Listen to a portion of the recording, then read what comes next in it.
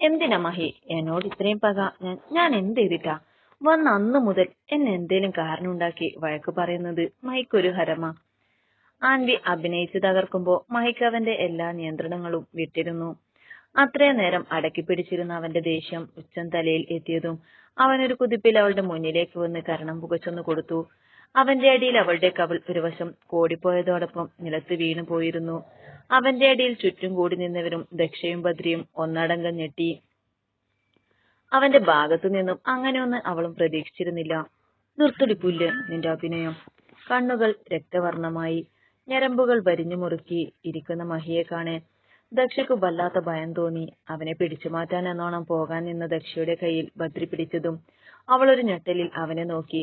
ആൻവിക്ക് ഇനിയും കിട്ടാനുണ്ടെന്നുള്ള ഭാവത്തിൽ അവരെ മാത്രം കൂളായി നോക്കി നിൽക്കുന്ന ബദ്രിയെ കണ്ട് ദക്ഷയുടെ വായ തനിയെ തുറന്നു വന്നു. ചുറ്റും കൂടി നിന്നവർ അടക്കി പിടിച്ചെന്തോ പറയുന്നുണ്ട്. ആൻവി അടിച്ചിട്ടും ബദ്രിയോ ദക്ഷയോ അവനെ തടയാത്തതിനെ ചൊല്ലിയാണ് അവരുടെ ചർച്ചയെന്ന് മനസ്സിലാക്കിയ ദക്ഷ ബദ്രിയുടെ കയ്യിൽ നിന്ന് കൈയെടുത്ത് മഹിയുടെ അടുത്തേക്ക് പോയി. മഹി, എന്താ ഇതൊക്കെ? വാ വന്നേ, വിടു തെച്ചു. ഇവളാ എല്ലാത്തിനും കാരണം.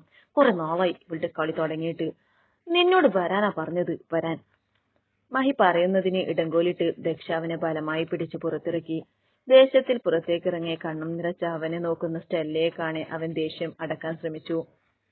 അവൾക്കൊന്ന് കണ്ണു ചിമ്മി കാണിച്ചു ദക്ഷക്കൊപ്പം അവൻ കാറിൽ കയറി. അവൻ കോ ഡ്രൈവിംഗ് സീറ്റിലിരുത്തി വെയിറ്റ് ചെയ്യാൻ പറഞ്ഞ് അവൾ തിരികെ ഓഫീസിൽ കയറി. ബദ്രി, ട്രൈ ടു അണ്ടർസ്റ്റാൻഡ് പറഞ്ഞല്ലോ. എന്ത് മനസ്സിലാക്കണമെന്നാ ദക്ഷ? മഹി ഇവളെ ഇട്ട് പട്ടിയെ പോലെ അടിച്ചതിന് തനിക്ക് എന്ത് എസ്സാണ് പറയാനുള്ളത്? ബദ്രി ദേഷ്യം കൊണ്ട് വിറക്കുവായിരുന്നു. ആൻവിയുടെ മനസ്സിൽ തന്റെ ഉദ്ദേശം നടന്നതിലുള്ള സന്തോഷമായിരുന്നു.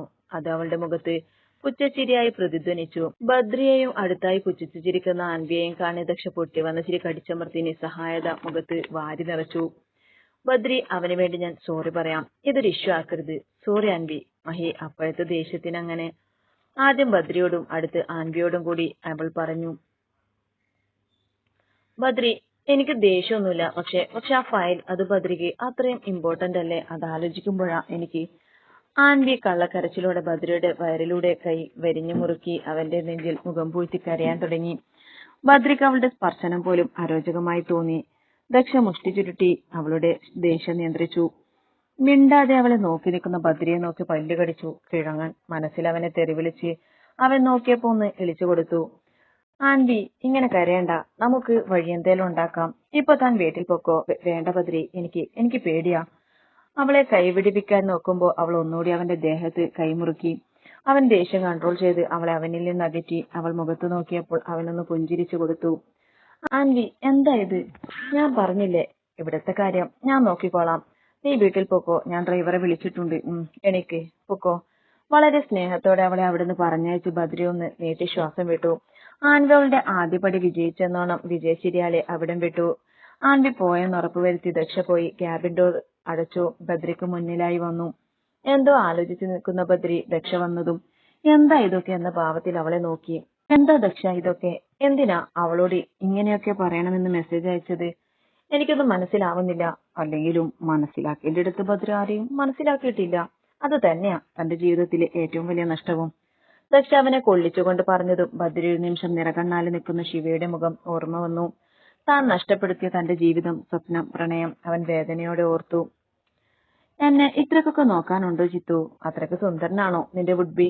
തന്റെ മുഖത്ത് തന്നെ നോക്കി നിന്ന് പരിങ്ങുന്ന ശിവയെ നോക്കി അവനൊന്ന് ചൊടിപ്പിച്ചു.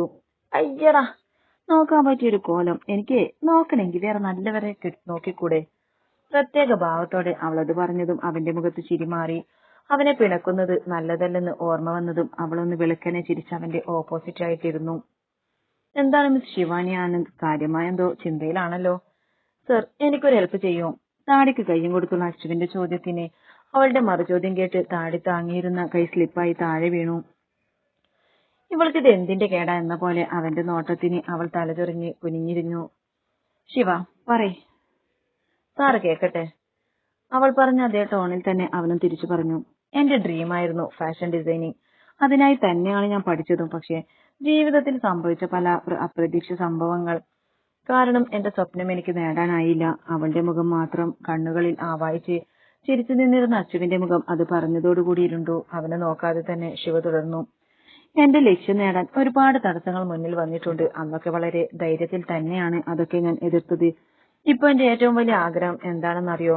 സ്വന്തമായ ഒരു കമ്പനി. പലരും എന്നോട് പറഞ്ഞിട്ടുണ്ട് സമ്പന്നതയിൽ വളർന്ന എനിക്ക് ഈ ആഗ്രഹം വെറും ഷോ ഓഫ് ആണെന്ന്. പക്ഷെ അതങ്ങനെയല്ല എന്ന് എനിക്ക് തെളിയിക്കണം. അതിനു വേണ്ടിയാ ഞാൻ കഷ്ടപ്പെട്ടത്. എന്റെ പണത്തിൽ തന്നെ സ്വന്തമായ ഒരു കമ്പനി, അതാണ് എന്റെ സ്വപ്നം. വ്യത്യസ്ത ഭാവത്തോടെ ഓരോന്നും പറഞ്ഞു നിർത്തി ശിവ അച്ചുവിനെ നോക്കി. പെണ്ണായ അവൾക്ക് ഇത്രയും ആഗ്രഹങ്ങളും സ്വപ്നങ്ങളും ഉണ്ടെന്നുള്ളത് അവനൊരു അത്ഭുതമായി തോന്നി. താൻ ഇത്രയും നാളും ജീവിച്ചതൊന്നുമല്ല ജീവിതമെന്നും അവളുടെ സ്വപ്നത്തിന് മുന്നിൽ താനൊന്നും ഒന്നുമല്ലെന്ന് അവന് തോന്നി. ആഗ്രഹങ്ങൾ നേടാനും സ്വന്തം ഇഷ്ടത്തിന് വേണ്ടി പൊരുതാനും പെണ്ണെന്നും ആണെന്നും രണ്ട് ജെൻഡർ ഇല്ലെന്ന് അവൻ മനസ്സിലാക്കി. വല്ലാത്തൊരു ബഹുമാനം തോന്നി അവന് അന്നാദ്യമായി സ്ത്രീകളോട്. ഇതിലിപ്പോ സാറൻ തന്നെ സഹായിക്കേണ്ടത് എന്ന് സംശയം കാണും അല്ലേ? അവളുടെ ചോദ്യത്തിന് അവൻ ആണെന്ന് തലകുലുക്കി. എന്റെ പ്രൊജക്ട് സാറിന് തരണം എന്നാണ് എന്റെ ആഗ്രഹം. സാറത് ഏറ്റെടുക്കണം. കണ്ണു തുടരെ ചിമ്മി അവളത് പറഞ്ഞതും അച്ചു കുറച്ചുനേരം നെറ്റിച്ചുളിച്ചു. പിന്നെന്തോ ഓർത്ത പോലെ ചിരിച്ചു. ചെയറിൽ ചാരി. അപ്പോ നമുക്ക് നാളെ തന്നെ സൈറ്റ് കാണാൻ പോകാം സർ? വളരെ ആവേശത്തോടെ ചോദിക്കുന്ന അവളെ അവനൊന്ന് നോക്കി. ലാപ്പിൽ കണ്ണു നട്ടു. അപ്പോഴേക്കും ശിവയുടെ ഹൃദയം ഇടിക്കാൻ തുടങ്ങി. അവൻ നോ പറയല്ലേ എന്നവൾ പ്രാർത്ഥിച്ചു. നാളെ പറ്റില്ല, 2 ദിവസം കഴിഞ്ഞു പോവാം. തീർന്ന് ശിവ മനസ്സിൽ പറഞ്ഞവനെ ദയനീയമായി നോക്കി. സർ പ്ലീസ്, നാളെ തന്നെ പോകാം. ഏയ് നോ, നാളെയല്ലേ നമ്മൾ ആ അനാഥാലയത്തിൽ പോകുന്നത്. അവിടെ എന്താണെന്നൊക്കെ നോക്കി സെറ്റ് ചെയ്തിട്ട് 2 ദിവസം കഴിഞ്ഞ് അതിന് ഹാനിക്കയോ മറ്റാരെങ്കിലും പറഞ്ഞയച്ചാ പോരെ? ഇത്രയും നേരം താൻ കഷ്ടപ്പെട്ടത് വെറുതെ ആവും എന്നോർത്ത് അവൻ പറഞ്ഞു തീരുന്നതിനു മുന്നേ ശിവ ഇടക്ക് കയറി. അതവനിൽ ചെറിയൊരു സംശയമുണ്ടാക്കി. വീണ്ടും എന്തോ പറയാനാഞ്ഞ ശിവയെ അച്ചു തടഞ്ഞു. ഞാൻ പറഞ്ഞു കഴിഞ്ഞു, നാളെ അവിടോട്ട് തന്നെ പോകും. അതിലൊരു മാറ്റവും ഇല്ല. Got it. നിരാശ തോന്നിയെങ്കിലും ശിവ ഒന്നും വേണ്ടിയില്ല. ഞാൻ ഒറ്റക്കല്ല, നീയുണ്ടാവും എന്റെ ഒപ്പം. അത്രയും പറഞ്ഞവൻ പോയി. ഒരു ഐഡിയ വെള്ളത്തിലായി എന്ന് കരുതി ശിവ തോൽക്കില്ല മോനെ ആകാശേ. നിന്നെ അവിടെ പോവാൻ സമ്മതിക്കില്ല എന്ന് ഞാൻ കരുതിയിട്ടുണ്ടെങ്കിൽ അതങ്ങനെ തന്നെ നടക്കും. അവൾ മനസ്സിൽ അത് ദൃഢപ്രതിജ്ഞ എടുത്തിരുന്നു. ഞാൻ പറയുന്നതെന്ന് കേൾക്കണ്ട മഹി. നിന്നോട് പോകാനതിച്ചു പറഞ്ഞത് എനിക്കൊന്നും കേൾക്കണ്ട. മിണ്ടാതിരിക്കടോ. കുറെ നേരായി അവൻ തുടങ്ങിയിട്ട്. നീ ആരാന്നടാ എന്റെ വിചാരം? പറയുന്നതൊന്നും കേൾക്കണ്ട പോലും. ദേ ഒരു കാര്യം പറഞ്ഞേക്കാം, എല്ലാം ഒരുവിധം സെറ്റ് ചെയ്ത് വെച്ചേക്കുവാ. ഇതിനിടയിൽ നിന്റെ ഇടങ്കോലിടുന്ന സ്വഭാവം വല്ലതും എടുത്താലുണ്ടല്ലോ, ഇന്ന് നീ ഒന്ന് ആ പൂതിനൊക്കെ ഇട്ട് പൊട്ടിച്ചില്ലേ, അതുപോലെ ഞാനും ഒന്നങ്ങ് തരും. പറഞ്ഞേക്കാം. പോട്ടെ പോട്ടേന്ന് വെക്കുമ്പോ തലേ കയറി നിന്ന് ബ്രേക്ക് ഡാൻസ് കളിക്കുന്നു. ദക്ഷയുടെ ഉറഞ്ഞതുള്ളലിൽ മഹിയുടെ വാടഞ്ഞു. ഇതാര് ഡാൻസ് കളിക്കുന്ന കാര്യവാ? അല്ലിയുടെ സൗണ്ടിൽ രണ്ടുപേരുടെയും ശ്രദ്ധ ഡോറിന്റെ ഭാഗത്തായി. മഹിയപ്പോഴും കലിപ്പിൽ തന്നെയാണ്. ആഹാ, നീ ഇതിപ്പോ വന്നു? കുറച്ചു നേരായി. അപ്പോഴുണ്ട് ഈ മഹി വാണം വിട്ട പോലെ റൂമിൽ കയറുന്ന കണ്ടു. എന്ത് പറ്റിയെന്ന് ചിന്തിച്ചു നിന്നപ്പോഴാ വാല് പോലെ ദച്ചുവിനെയും കണ്ടത്. ഒരു ചിരിയാണ് അവളത് പറഞ്ഞപ്പോ. ദക്ഷയും ചിരിച്ചു. മറ്റെങ്ങോ നോട്ടം പായിച്ചു നിൽക്കുന്ന മഹിയെ കണ്ട് കണ്ണുകൊണ്ട് അല്ലി എന്താണെന്ന് ചോദിച്ചെങ്കിലും ദക്ഷ ഒന്ന് കണ്ണ് ചിമ്മിയതേ ഉള്ളൂ. അല്ല ദച്ചു, മഹിക്ക് എന്താ പറ്റിയേ? കണ്ടിട്ട് എന്തോ പോയ അണ്ണാനെ പോലെ ഉണ്ടല്ലോ. നിർത്തുന്നുണ്ടോന്ന്? നാശം. മനുഷ്യന് സമാധാനം തരില്ലെന്ന് വെച്ചാ വല്ലാത്ത കഷ്ടവാ. ഏത് നേരത്താണാവോ ഇങ്ങോട്ട് വരാൻ തോന്നിയത്? പെട്ടെന്നുള്ള മഹിയുടെ അലർച്ചയിൽ അല്ലിയൊന്ന് ഞെട്ടി. ദക്ഷ അവനെ തടയാൻ ശ്രമിക്കുന്നതിനു മുന്നേ അവിടെയുള്ള ചെയർ തട്ടിത്തെറിപ്പിച്ച് അവൻ പോയി. ഞെട്ടലിൽ നിന്ന് മാറി അല്ലിയുടെ കണ്ണു നിറഞ്ഞു. ദക്ഷയോടൊന്ന് ചിരിച്ചെന്ന് വരുത്തി പോകാൻ നിന്ന അല്ലിയുടെ കയ്യിൽ അവൾ പിടിച്ചു. അല്ലി ഡാ, അവൻ വേണമെന്ന് വെച്ചിട്ടല്ല. ഇന്ന് ഓഫീസിലാകെ പ്രശ്നമുണ്ടായി. അതാ അവൻ അതിന്റെ ദേഷ്യത്തിലാ. എന്താ ദച്ചു? ഇന്ന് നടന്ന സകലതും ദക്ഷ അല്ലിയോട് പറഞ്ഞു. ഒക്കെ കേട്ട് കഴിഞ്ഞ് അല്ലിക്ക് വല്ലാത്ത ദേഷ്യം തോന്നി അൻവിയോട്. തന്റെ ശിവയെ നോവിച്ചതിലുള്ള കണക്ക് ബാക്കി കിടക്കെ ഇപ്പൊ അവൾ മഹിയെയും വേദനിപ്പിച്ചു. രണ്ടുപേരും തന്റെ മനസ്സിൽ ഇടം പിടിച്ചവരാണെന്ന് അല്ലി ഓർത്തു. എന്നിട്ട് ബദ്രി എന്ത് പറഞ്ഞു? സത്യത്തിൽ ആദ്യം മഹി വന്ന് പറഞ്ഞപ്പോ ശരിക്കും ഞെട്ടിയത് ഞാനും ബദ്രിയായിരുന്നു.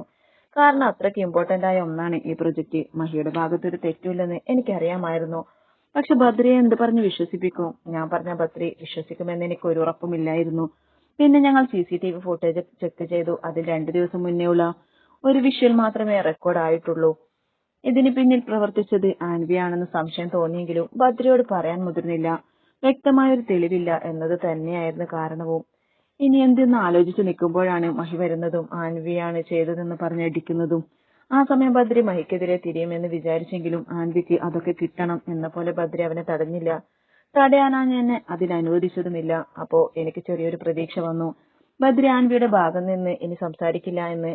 അതുകൊണ്ട് മഹിയെ അവിടെ നിന്ന് പിടിച്ചോണ്ട് വരുന്നതിനിടയ്ക്ക് ബദ്രിക്ക് ഞാൻ മെസ്സേജ് അയച്ചു, ആൻവിയുടെ ഭാഗം നിന്ന് സംസാരിക്കണമെന്നും എന്നെ വഴക്ക് പറയണമെന്നൊക്കെ. ബദ്രി അതുപോലെ ചെയ്തപ്പോ തെളിവുകൾ ഇല്ലായിരുന്നിട്ട് കൂടി എനിക്ക് നല്ല പ്രതീക്ഷ തോന്നി. അത് മതിയായിരുന്നു എനിക്ക് എന്റെ മഹിയുടെ നിരപരാധിത്വം ബദ്രിക്ക് മുന്നിൽ അറിയിക്കാൻ. പക്ഷെ ഞാൻ പറയാൻ തുടങ്ങുന്നതിന് മുന്നേ മറ്റൊരാൾ അവിടെ വന്നു. അൻവിയുടെ കളികൾ നേരിൽ കണ്ട ഒരാൾ. ദക്ഷ പറഞ്ഞു നിർത്തിയതും അതാരാണെന്നറിയാനുള്ള ആകാംക്ഷയിൽ അല്ലിയും ഡോറിന് വെളിയിൽ മഹിയും ഉണ്ടായിരുന്നു. സ്റ്റെല്ലയാണോ എന്നവൻ സംശയിച്ചു. സ്റ്റെല്ല. മഹി ആ പേര് കേട്ടതും ഒന്ന് ആശ്വസിച്ചു. തന്നെ രക്ഷിക്കാൻ അവൾ നേരിട്ട് ബദ്രിയോട് ഇതൊക്കെ പറയുമെന്ന് അവൻ വിചാരിച്ചിരുന്നില്ല. സ്റ്റെല്ല വന്ന് പറയുന്ന കാര്യമൊക്കെ കേട്ട് ബദ്രിക്ക് ദേഷ്യം വന്നു. പക്ഷെ ഇപ്പൊ ഒരു പ്രശ്നം ഉണ്ടാക്കിയാൽ ആൻവിയുടെ മനസ്സിൽ എന്താണെന്ന് അറിയാൻ നമുക്കാവില്ല എന്ന് പറഞ്ഞു. ഞാൻ ബദ്രിയെ സമാധാനിപ്പിച്ചു. അവളുടെ മനസ്സിൽ എന്താണെന്ന് എനിക്ക് വേണമെങ്കിൽ പറയാമായിരുന്നു. പക്ഷെ വേണ്ട. ജയിച്ചെന്ന് കരുതി അവൾ കളിക്കട്ടെ. അവളെ കൊണ്ടാവുന്ന അറ്റം വരെയും പോട്ടെ. അവസാനം അവളെ കൊണ്ട് രക്ഷപ്പെടാൻ പറ്റില്ല എന്ന അവസ്ഥ വരുമ്പോ ഇന്നോളം അവൾ ചെയ്തതൊക്കെ ബദ്രിക്ക് മുന്നിൽ അവൾ തന്നെ തുറന്നു പറയണം.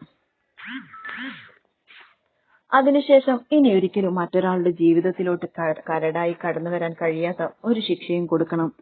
ശരിയാ, അവൾ അറിയണം എന്റെ ശിവ അനുഭവിച്ച വേദന. ദക്ഷ പറഞ്ഞു മുഴുവനാക്കും മുന്നേ അല്ലിയും അത് കൂട്ടിച്ചേർത്തു.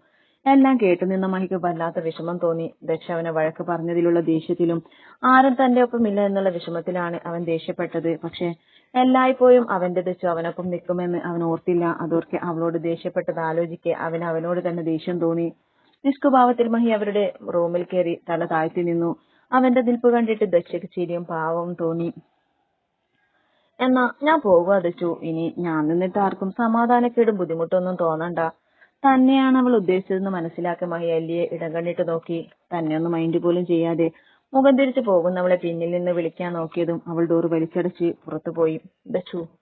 ഒരു ലോഡ് നിഷ്കവും ദയനീയതയും മുഖത്ത് വാരി അവൻ ദക്ഷയെ നോക്കി. അനുഭവിക്ക്. ഓരോന്ന് പറയുമ്പോ ആലോചിക്കണം. അവനോട് പൊട്ടിച്ചിരിച്ചത് പറഞ്ഞ് അവളും അവളുടെ റൂമിൽ പോയി. ശരിക്കും ഇപ്പോഴാണ് മഹി എന്തോ പോയ അണ്ണാനെ പോലെ നിൽക്കുന്നത്. രാവിലെ കണ്ണിൽ പ്രകാശം കുത്തിക്കേറിയെങ്കിലും തലപൊക്കാനാവാത്ത വേദന അനുഭവപ്പെട്ട ശിവക്ക്. ഇന്നലെ ബദ്രിയുടെ കമ്പനിയിൽ നടന്ന സംഭവങ്ങൾ അല്ലി റനയോട് പറയുന്നുണ്ട്. അതൊക്കെ കേൾക്കുന്നുണ്ടെങ്കിലും ശ്രദ്ധിക്കാൻ അവളെ കൊണ്ടായില്ല. അടിവയറിൽ അനുഭവപ്പെടുന്ന വേദന ശരീരം മുഴുവൻ പടരുന്നത് അവൾ അറിഞ്ഞു. പതിയെ കണ്ണു തുറന്ന് ടേബിളിലുള്ള ഡേറ്റിൽ നോട്ടം തെറ്റിക്കെ തന്റെ എല്ലാ മാസത്തെയും ചുവന്ന ദിവസത്തിന്റെയും തുടക്കം ഇന്നാണെന്ന് അവൾക്ക് മനസ്സിലായി. അടിവയറിലെ വേദന കാലിൽ കൂടി ഇരച്ചു കയറുന്നതറിഞ്ഞ് അവൾ ഒന്നുകൂടി ചുരുണ്ടു. അവൾ എഴുന്നേൽക്കുന്ന സമയം കഴിഞ്ഞിട്ടും കാണാത്തത് കാരണം റൂമിലേക്ക് വന്ന റെനയും അല്ലിയും കാണുന്നത് ബെഡിൽ കിടന്ന് പൊളിയുന്ന ശിവയെയാണ്. കാര്യം അന്വേഷിക്കാൻ അവളെ വിളിച്ചുണർത്താൻ നിന്ന അതേ സമയം തന്നെ ശിവയുടെ ഫോൺ ബെല്ലടിച്ചു. അതിൽ അച്ചുവിന്റെ പിക്കും മുരുടൻ എന്ന് സേവ് ചെയ്തത് കണ്ട് രണ്ടും പരസ്പരം മുഖത്തോട് മുഖം നോക്കി. കുറച്ചു കഴിഞ്ഞ് കോൾ കട്ടായതും താഴെ നിന്നും കാറിന്റെ ഹോൺ ശബ്ദം കേട്ട് അല്ലി കർട്ടൻ മാറ്റി നോക്കി. കാറിന്റെ ബോണറ്റിൽ ചാരി നിന്ന് ഫോൺ കുത്തുന്ന അച്ചുവിനെയാണ് കണ്ടത്.